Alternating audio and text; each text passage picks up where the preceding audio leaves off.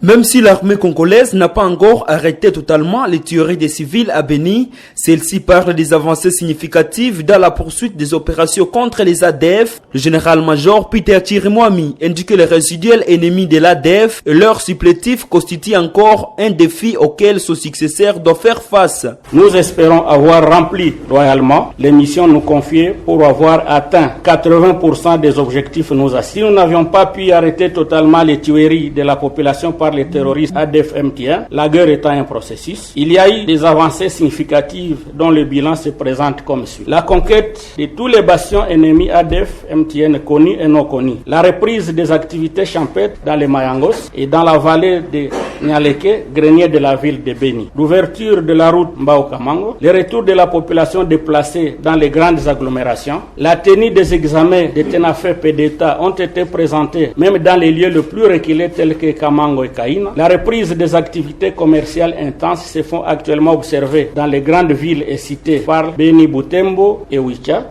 S'adressant aux troupes, le nouveau commandant des opérations Soukula 1, le général de brigade Poutela Bertin, a appelé ces derniers à travailler pour la défense du pays et à l'unité pour y arriver. Moi j'aime les travailleurs, ne soyez pas hypocrites, la main dans la main, travaillons ensemble, ne soyez pas comme un serpent à double tête, c'est pour défendre notre pays. Si vous voyez que vous êtes incapable de travailler ici avec moi, il est temps. Et j'aime les terrains, alors soyez toujours omniprésents, mais travaillons ensemble, la main de la main. 24 heures sur 24 heures, il faut travailler. Le commandant force terrestre, lieutenant-général Falsi Kabwe, reconnaît les efforts fournis par le commandant sortant du secteur opérationnel Soukula 1 dans la recherche de la paix à Beni. Il appelle le nouveau commandant à la collaboration avec les officiers rencontrés sur terrain et à ces derniers de s'adapter au mode de travail du nouveau commandant. Peter, aujourd'hui, tu fais la remise et reprise avec ton successeur, Mputela Kolito. Je pense que le défi, tel que tu l'as énuméré, nous sommes témoins des avancées parce que tu es vraiment un renard de terrain et que cette attitude ne s'arrête pas ici. Tu as été partout avec tes hommes, le défi n'est pas encore fini. Ton successeur, il va prendre